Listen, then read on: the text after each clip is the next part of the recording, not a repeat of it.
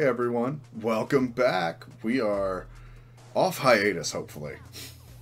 I just realized this level gives the same energy as you know that playground I don't know what you call them, like the playground thing where it's like a big cage and you climb all around it. This oil rig is giving off that similar kind of energy. Yeah, I agree. It's giving off that kind of vibe. So yeah, we're back on Bomb Rush. What Jordan would probably say is his game of the year, right? Definitely. But I mean, and hey, this has there've been a lot of good games this last year. Yo, there has. Yo, And, did you see that? Yeah. I don't think we've done that before. That was pretty cool. And speaking of games that have, wait, was that a tag you didn't get back there? No, that is my tag. Okay. So speaking of games of the year, a big subject that has come up recently was the fact that the Game Awards happened at the time of recording this. They happened on the 7th of December, and Damn it! I watched them live, and a lot of people came away from it feeling very sour. Not due to the, well, not because of what won the awards, unlike previous years, because, let's face it, previous Game Awards years, there was something, people felt what was called a recency bias regarding games that had won or swept through a lot of the different categories when others felt like they might have deserved it more. It happened with God of War, it happened with The Last of Us, it happened with Red Dead Redemption 2, I remember was a big one from like a few years ago, which is, Christ, it's so strange to think about how long ago that feels, even though it's like, we just feel like we blinked. Yeah. 2020 really fucked over our senses of time, huh? It really did. But this year, a game did sweep, but it was one that did rightfully earn a lot of it. Baldur's Gate 3 won Game of the Year, and it won like 5 other kinds of awards, which awesome for them. Because I really like Baldur's Gate 3. And that was kind of your game of the year. My game, I actually have 3 games of the year. All right. They're like a big tie for me. Octopath Traveler 2, which I really regret not getting into sooner.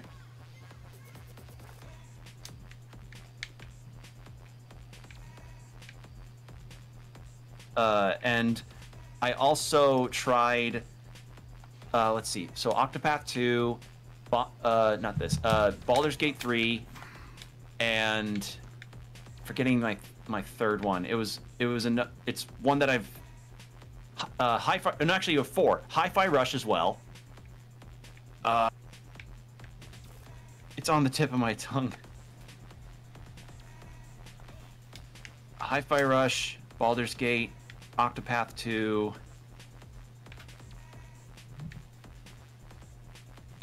Why am I drawing a blank on this? It was another game that sticks to my brain like the brain slugs from Futurama. I cannot. I'll give you a minute to think about it, because I'm trying to remember how I get to the top here.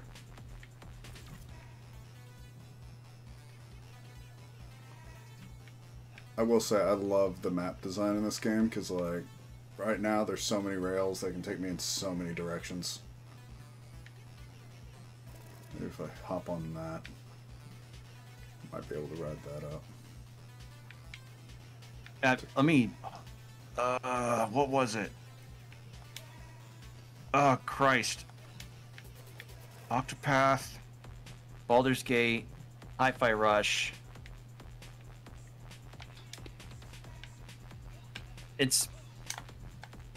I feel so embarrassed. Lies of P, that was it. Oh, yeah, you did like Christ. Lies of P. Yes, Lies of P is also one that I think about very frequently. Okay, so yeah, came down here. And the thing is like, I never really put much stock into what gets nominated or what... I never really put stock in the Game Awards as an award show at all, because an ongoing criticism regarding the Game Awards is the fact that it tends to shotgun beer the equivalent. It does the equivalent of shotgunning a beer, but with the awards. It rapid fires through a lot of them, and never really allows the devs that won of the games that in that category to really say anything about the game or what have you. And I don't know if it's been like that ever since the Game Awards had started, but it definitely has become a worse problem as time went on. Especially this year, considering this has been a year that, yes, a lot of the games that have been released have been fucking amazing, but it's also been a year that's seen a lot of really horrible amounts of layoffs, and a lot of devs had lost their jobs. A lot of people who had great histories in video games have lost their jobs. Like, I think I remember hearing that the composer for the Halo series lost his job. Oh, God. Which is, like, that's how bad it is, everybody. We were all chanting that in the bathroom back in the day, like, yo. Yeah. So Jeff essentially rifling through a lot of that and then not exactly acknowledging it has very much dampened people's spirits towards the Game Awards regarding how it was run, and just, you know, again, not acknowledging it. Like, there were people picketing outside of the Game Awards theater. They didn't really go in and interrupt it at all, but no. They were outside of the theater picketing about how, you know, as I said, a lot of talented people that worked on a lot of the great games that had come out are out of a job. And I remember that being a thing for Sega. I think that was a thing for, I don't remember all the companies, but it did happen. And it was a demoralizing year for people that made so many great things, but then, you know, they suddenly are just told to pack up their effects and leave. Or even people that have been with a company for years and then told, pack up your things and leave. So, yes, that part of it has made people a little sour towards the Game Awards because that was left unacknowledged. But the egregious part in particular that made a lot of people sour was the fact that a lot of the winners were barely given any time to give an acknowledgement speech, or not an acknowledgement speech, a acceptance speech. That's the word. Yeah. So okay, so I'm gonna just say this because I know people are watching the video. I'm playing this after like 2 or 3 updates since the last time I touched this game. These controls have been both improved and made a lot more slippery. So you can continue on, but whoa, it is actually playing a bit different. Well, I guess that's what happens when you stop playing a game for a while. Yeah, 3 months later, bam. I know I faced that thing in Baldur's Gate 3. The gameplay didn't change much, but suddenly you're given a magic mirror that lets you change your character's appearance. What are these moons on the map? Those are maybe new. Maybe those are just things you can collect. Maybe. Possibly. It might be their icon for collectibles. Yeah. Do you remember how we do like the backwards high jump that got us past these kind of things? No. I've had too much shit happen for me to remember a detail like that. I think it was at least I know how to do that. Yeah, that works. Oh, DJ Cyber. All right.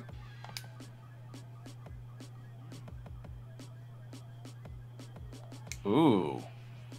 Attacking what's their name again? It's been a while. We're going to remember it soon. Yeah, I remember. I think Vinyl. I remember Red. I remember Bell. I think she's Vinyl. Vinyl? Okay. We'll see. And Trice. So is he the just guy that threw her in a reactor. Yeah, Vinyl. Yeah. Okay. God, the outfits in this are so nice. I really hope some outfits like this come out with the new Jet Set. Yeah, I guess that's also something, is that a lot of announcements came up in the Game Awards that were pretty cool. And I'll actually have a list of some of the games that really drew my attention. But one of the things that I know Jordan was excited to hear about more was the Sega revivals kind of development games that are going on. I'm excited one of for which every includes game Jet they Set. announced. Yep. Okay, so we get to fight DJ Cyber. Wow, cool. In kind of a Tachikoma from Ghost in the Shell looking mech. Yeah. If you don't know the Tachikomas, they're those the arachnid looking blue robots. So yeah, as I was saying, so the speeches, the acceptance speeches, last year there was a acceptance speech from the voice of Kratos in the modern God of War games by the name of Christopher Judge, and he had an acceptance speech that was about 8 minutes long. Understandably, that can be considered a bit lengthy, you know? Mm-hmm. But the problem with what they were doing now is that I think at max most of people's acceptance speeches were maybe half a minute to a minute long, which is not a lot of time. But the fact is that it made it way more awkward by the fact that the Game Awards orchestra played music for them to get cued off, but they did it so it was like a sensitivity sort of thing where they were just, oh, we gotta do this fast, keep it quick, throw them off stage. And people were getting mad at that, in particular for some of the people who were trying to be more genuine about their acceptances, like Neil Newbon, who voices Astarion, the vampire companion you can get in Baldur's Gate.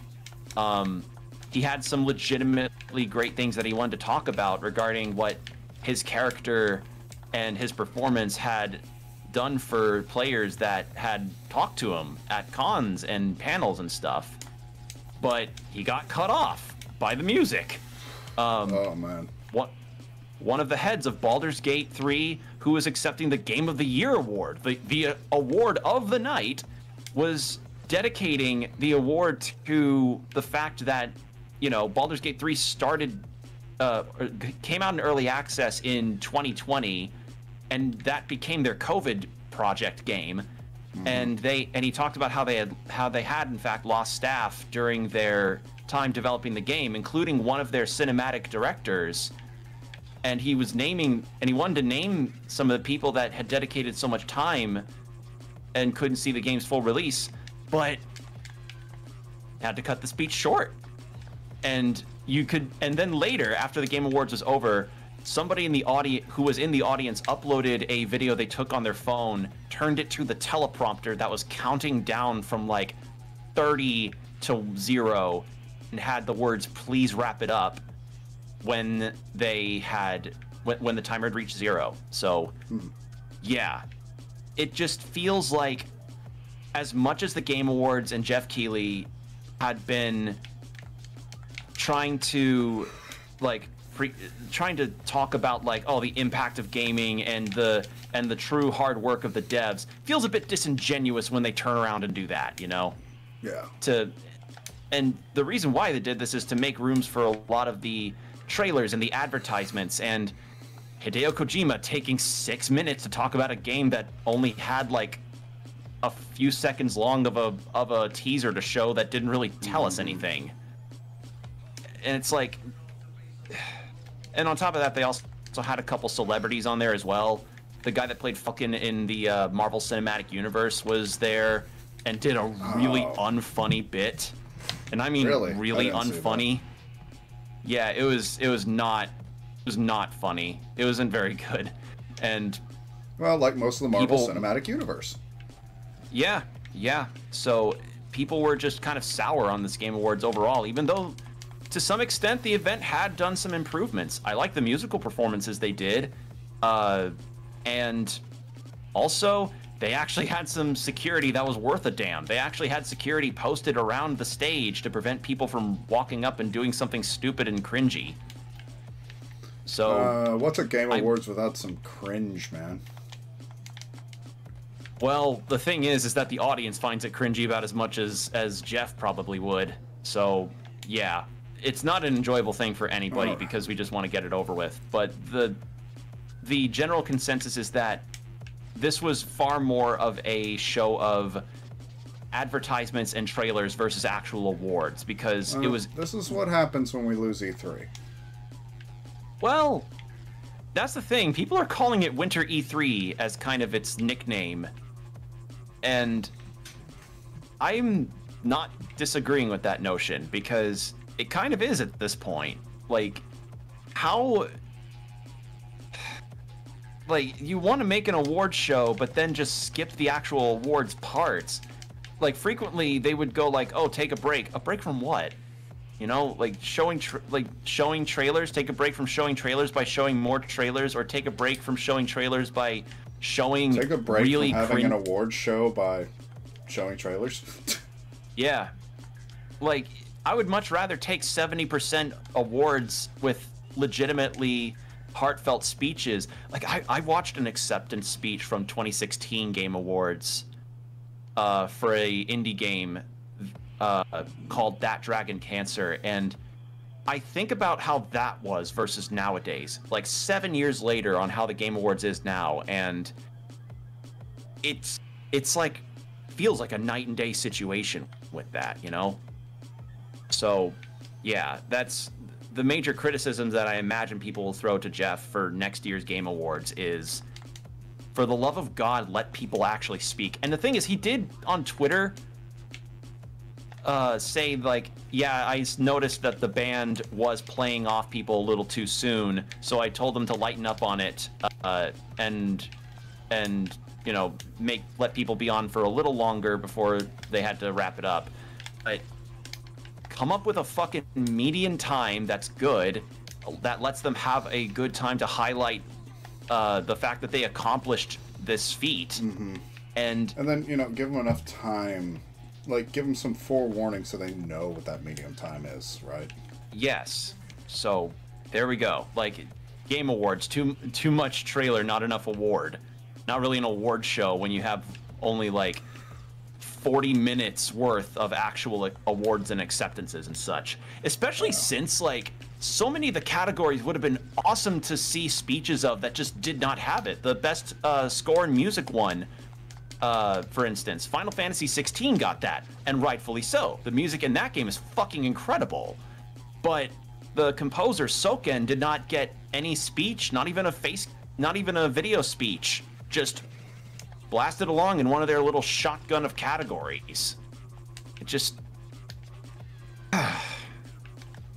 But, I mean, we'll see how it goes for next year, I guess. We'll see if any of our takes towards Jeff's show is heated. So, only time will tell. But that's the award part of it. Anything that most of the ones that did win, I'm glad won them. Hi-Fi Rush winning audio design. Oh man, yeah. I would have been pissed if that one didn't win. Granted, it was going up against Alan Wake 2, Dead Space Remake, Resident Evil 4, and, like, I'm forgetting another game that might have been on there. But all of those had fine sound design, but Hi-Fi Rush's whole gimmick is the fact that it moves to the beat. Everything moves to the beat, and it has good sounds with with the beat. So yeah, rightful win there. Definitely. Ideally, I would have also wanted to see Octopath 2 on there, but I'm not really taking, as I said, a whole lot of stock in that. Oh. Who the hell is this? Remember. I guess somebody that because something else we discovered is that Red is not truly a cyberhead. Red's a regular guy who's on Foe's body with the cyberhead on. Yeah. And we get another trippy sequence. He probably has some connection to the cyberhead. Like, obviously he's probably looking through those cameras, but oh god. It's still a different person's head on Foe's body. Also, it seems like DJ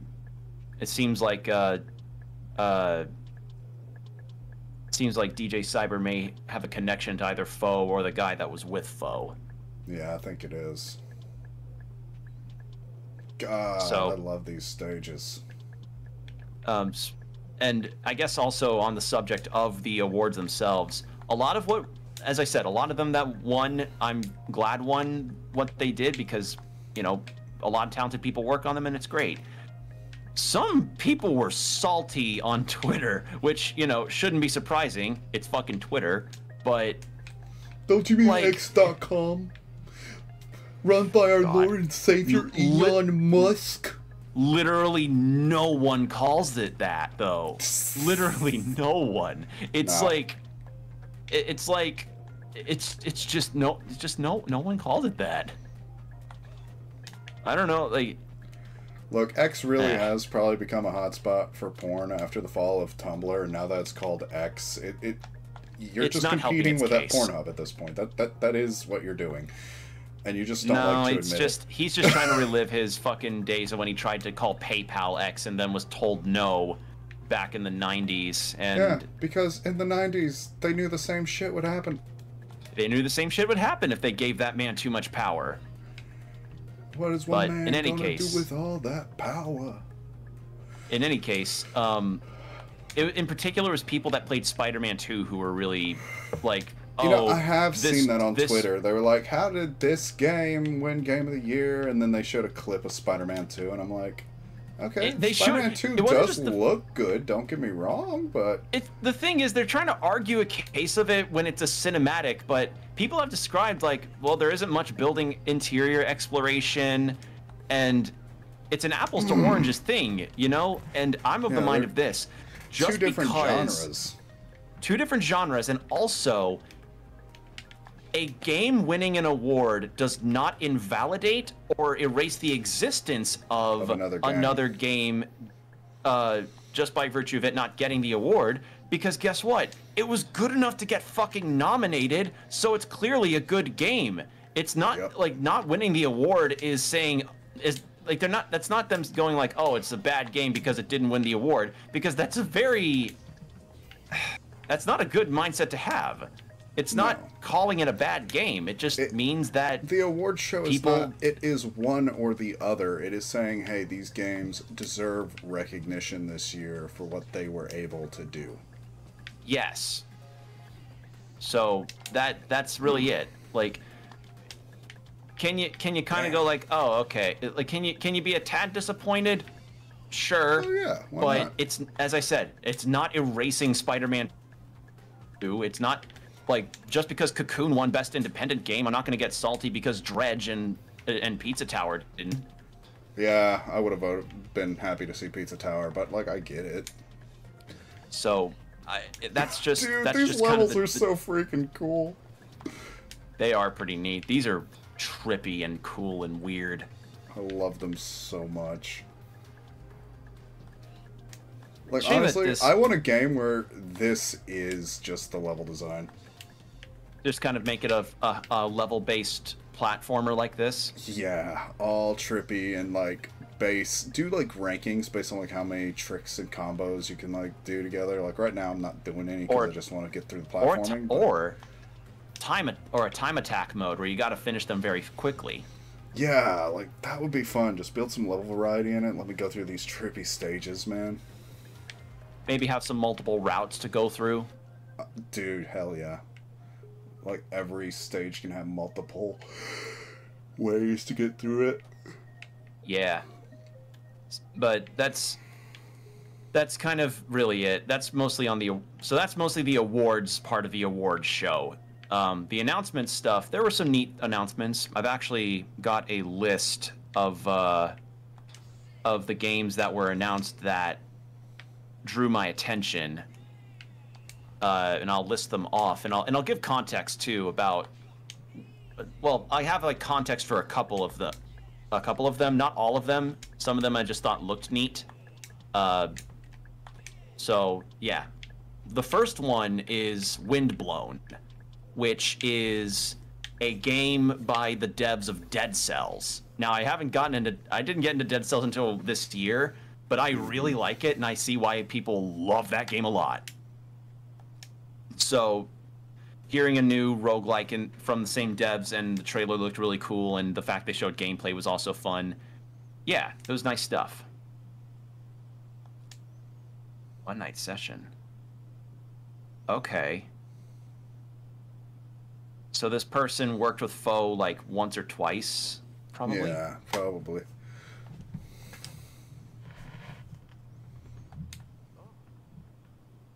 I'm intrigued about the story, actually. Mm-hmm.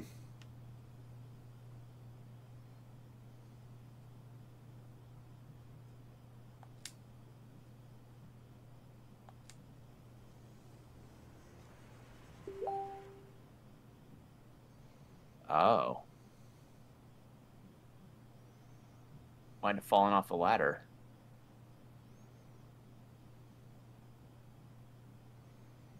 Interesting. Just punched him. Nice. Yeah, you did. Yeah, you did.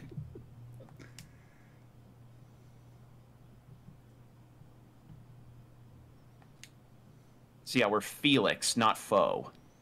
Yeah.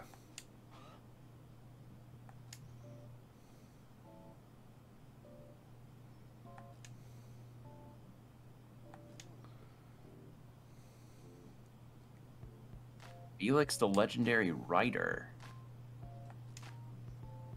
Okay.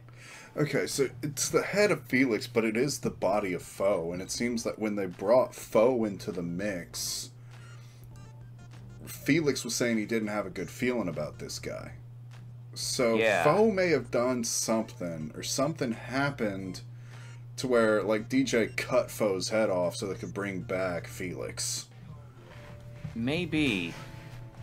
And, like, maybe Felix died and it was some kind of weird recompense thing. Maybe. Wheels of Steel? I like the idea of a steel freaking record. That's crazy. That would probably sound really weird. Oh yeah, no, it would do hell to your needle. Yeah. So, yeah, Windblown. Action roguelike. I like action roguelikes. We've done enough demonstrations on this channel that has reinforced that notion. The second game was Metaphor ReFantazio, which is that fantasy game being made by the people that make Persona. Like this Persona 3, 4, and 5 team. So that one just looks like I know of it, and I've known of it for a while, so I'm... Oh, kill all writers. Okay. I mean, here's the thing. He's like, okay, he's feeding the police misinformation, so it sounds like he'd be working for the writers, not against them, but okay. Yeah.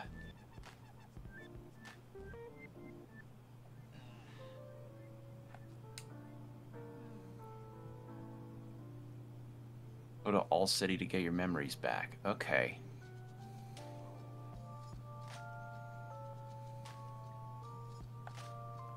Okay.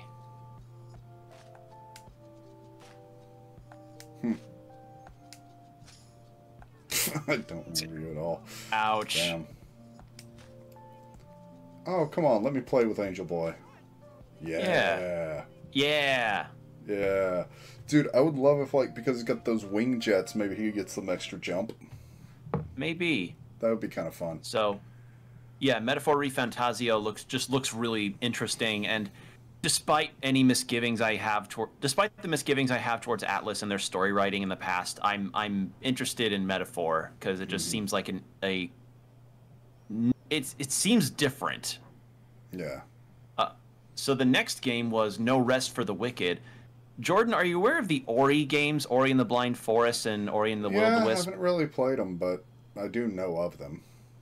Okay. Yo, someone killed the chief. Oh, wow. Like, I say let's not date this by talking about recent news and reveals, but what the hell's going on here? Yeah.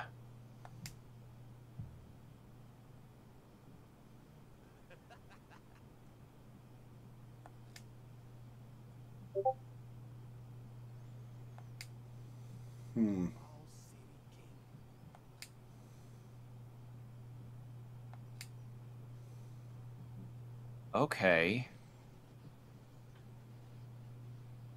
Oh. I got the blicky on you. Yeah, he's taking control of everything. He's taking control of the forces. Uh-oh. Well, they did say he was feeding him misinformation. Looks like he's a little delusional. Or either that, or he fed Foe misinformation, but then Foe went crazy due to that. Kind of like a HAL 9000 thing. Okay. So, No Rest for the Wicked. It's the newest game from the Ori people. Okay. So, I'm intrigued about that, and it sounds like a really good game, and it looks really cool stylistically. Okay, so we're going back here now. Alright. The fourth game. Jordan, are you aware of the Mana series? Like, Secrets of Mana? Yeah. Yeah, I'm aware of them. We have a new Mana game coming up. Okay. Called Visions of Mana. A full open world action RPG. So, yeah. And I mean, I remember hearing a lot of positive buzz around the re-releases of the Mana games, from Secret of Mana to that Trials of Mana remake. Even though the English voice acting in that is really funny. It's like, dude, you need to hear the English dub of Trials of Mana. It is. Oh, isn't that the one with the good ghost for a laugh? that went like? Oh yeah, where he goes like, "It's me, Mateo, the supernatural enthusiast." It's so. It's one of those things you need to hear to believe. I give that to all of you folks. There's your homework for the end of this semester. You go look at some of the dub of the Trials of Mana, and you'll understand. So it's a dub that invokes the same energy as like the more stiff anime dubs from back in the 90s, day. Yeah. So yeah, there you go. So a new Mana game, Visions of Mana, looks cool. Never played a Mana game in my life, but I'm intrigued. In terms of what it is. The fifth game. So I was given a strong good impression, just by virtue of the guy that did the announcement for this game. So this game is called Tales of Kenzaru Zao. Which seems to be a action. What? I have not heard of that one, so go on. Yeah, it's a brand spanking new game. It looks to be an action platformer, possibly Metroidvania. And the guy announcing it is actually an actor who played in Raised by Wolves and Assassin's Creed Origins. And he talked about how gaming had really done a lot for him growing up, and how his dad had introduced him to gaming through games like Kingdom Hearts. And this is a 1 in a billion goddamn chance to have ever heard this name be dropped again. Golden Sun. Holy fuck. He grew... I legitimately did not expect in any capacity to have heard the name Golden Sun on the Game Awards stage. That felt like I would have probably gotten a shiny Typhlosion before I would have ever heard that. Yeah. Like, holy, that's like, for those that don't know, Golden Sun's a JRPG series consisting of 3 games that is not known very much. Game Boy Advance, nonetheless. Game Boy Advance, and then 1 on the DS. And I played Dark Dawn on the DS, and I liked that one, but yeah, the series has been dormant for a very, very, very long time. And the only way that some would probably know it is through Isaac's inclusion in Smash Brothers. Isaac is the guy with the blonde hair that makes a giant green hand appear. For those that don't know. So, yeah. That was, like, I got thrown aback by that, because it's like, who the f*** remembers Golden Sun? That's like... That's a name drop that not a lot of people are gonna know. So, yeah, I mean, I was like, okay, all right. And then this game just looked legitimately cool, and it seems to be about traversing the land of death, the land of the dead, and it's an action platformer that has imagery and themes around African mythology, which sounds fucking awesome. Agreed. So, yeah, Tales of Kenzaru is on my list because since, you know, all of that combined, it just looks like a really, really good game. The 6th one is the first Berserker Kenzan. It just kind of looked like a really fun 3D action game where you play as a berserker that beats people to a bloody pulp.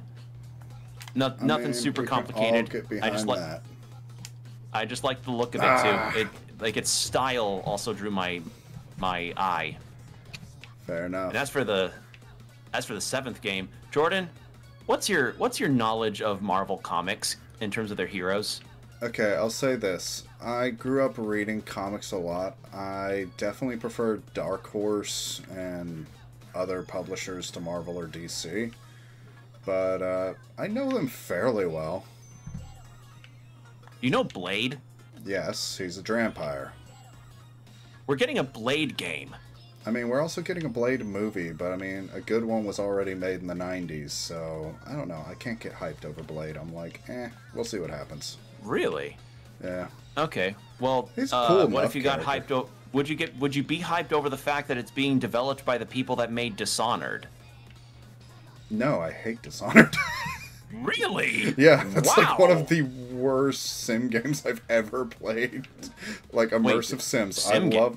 Okay, so Dishonored is an immersive sim, and I love immersive sims. Like, you know, the trying to think of the name now. System Shock games are some of my favorite of all time, but like the parry system, the way they did like magic and all that in there, like it was trying to be more of a stealth game than an immersive sim game while trying to still be an immersive sim, and it just never jived. Combat was super clunky, the powers were rudimentary, and AI could spot you in weird places. Like, I really hate the Dishonored games. But, okay. Yeah, well, they also developed like, Prey. They also developed Prey 2017, that Deathloop game, and there's another I'm forgetting.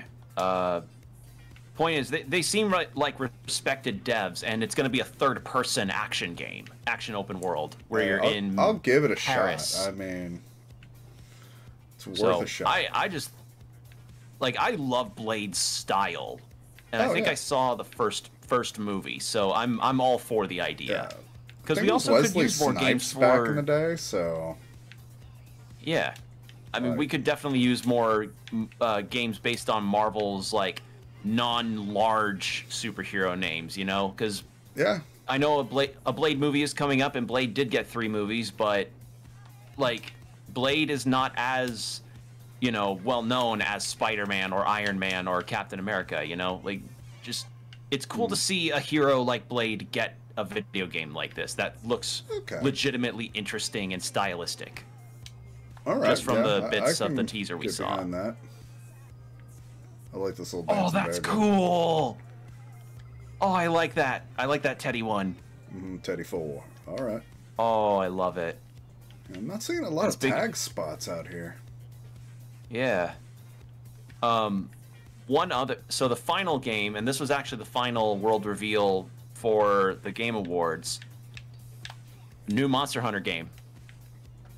Okay.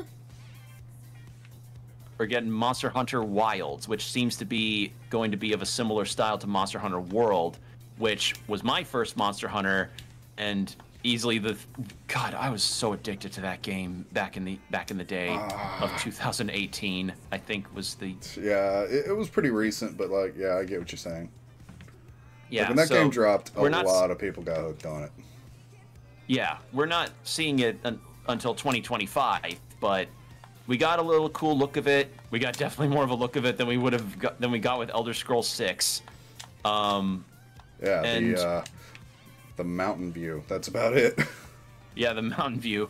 We got to see a Rathian or a Rathalos. So yeah, and also Capcom was celebrating 40 years of being existence, which that is insane to me that Capcom's been around for that long. Yeah, I mean they've been around since the 80s. Good on Capcom. Well, 40 years. They've been probably. I mean, if they've been around for 40 years, they must have been around since the 70s, technically. Yeah. So yeah, that was a cool bit of news, and that's really it as far as the games that drew my attention for the Game Awards. But again, like, it's hard to feel excited for the announcements when they had to essentially shelve the awards section of the awards. You know. Yeah. It's hard to feel enthusiastic about it when it had to come at that kind of, when it had to do that. And I don't know. It's just, you could cut the celebrity bits down a lot and stuff like that, just to, at the very least, make it so we don't to make people cut their heartfelt speeches short regarding all that. But yeah, we'll just have to see what next year does. Maybe they'll take the criticism to heart, because they know to at least listen to the prospect of add more security to your show, please, and they did. So who knows? But I guess that's kind of it as a whole. The Game Awards had some things to it. Some things won that did deserve to win them. Iron Mouse won Content Creator of the Year, which I'm kind of happy for. Like, I mean, like, I don't know too much about her. I know she's gone through a lot of shit. Oh yeah, she's done a lot of charity work, and she herself, particularly for the IDF, the Immunodeficiency Fund, because she actually has an immune system deficiency, I believe. I don't know the exact term. I apologize, but that's what I'm saying. Essentially I don't know an much illness. about her, but I know she has like conditions and other things going on. Yeah. So the fact that she's managed to accomplish so much, really, it's inspiring. So good on her. Very deserved, and she's really cool. So yeah, very happy about that. Oh, almost got that soul. Come on. But yeah, I guess that's kind of the open closed book situation on that. The award show just didn't feel like an award show. It just felt like winter E3, and any awards that did get some kind of level of a speech was just, they were cut off. It's depressing, because also, like, Tears of the Kingdom won Best Action Adventure, and Eiji Aonuma had to Eiji Aonuma and his interpreter had to go through his speech really quick because of the time limits. It's like, it's just such a disingenuous thing when you try to also talk about the accomplishments of gaming. And, as we mentioned earlier with the layoffs and everything that had happened. Also, were you just floating in the air? Not really, but it's a way that I ground into them.